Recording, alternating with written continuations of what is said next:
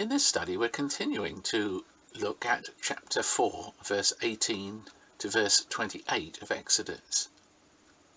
And verses 24 to 26 are among the strangest in the whole of the Bible. Yet although the details are not easy to understand, the point of the story is very clear. God had commanded Abraham and his descendants to circumcise their male children, as we're told in Genesis chapter 17 and verse 10. It was the sign that they were the Lord's. However, Moses seems to have disobeyed this command, and one of his sons was uncircumcised. Probably this was under pressure from Zipporah, his wife. But such disobedience was such as to place a person outside of God's people. The reason for this was that circumcision was the proper response to God's grace to his people. It symbolized the response of the heart, as we're reminded in Jeremiah 9 verse 26 and Romans 2 verse 29.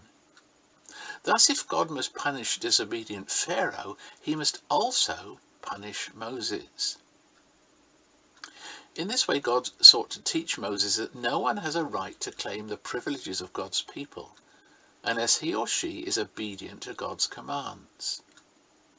In the New Testament, baptism occupies the same place as circumcision does in the Old Testament.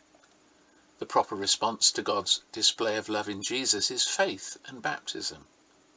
In the New Testament, baptism is the response of faith, and faith without baptism is defective and disobedient Christianity. An unbaptized believer has only made a partial response to the gospel. In the fullest sense, such a person is not truly a Christian, and Moses had to learn to obey fully in a very dramatic way. We meet Aaron for the first time in verses 27 and 28. Because of the later incident with the golden calf, which we read about in chapters 32 to 35, Aaron has often been regarded badly by Christians and given a bad press. However, fewer of his failings are recorded in the Bible than those of Moses himself.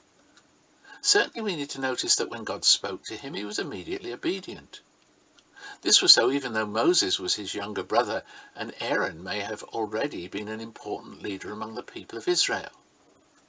The title Levite given to Aaron may well suggest he had some public authority.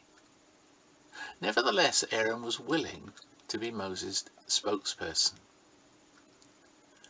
When God speaks to us, we're not to be too proud to be servants. We are willingly to do whatever he asks us to do, and to regard it as a privilege. Sadly, despite the example of Jesus, which is recorded in Matthew chapter 20 and verses 26 to 28 and Philippians chapter 2 verses 5 to 11, we still so often fail in this.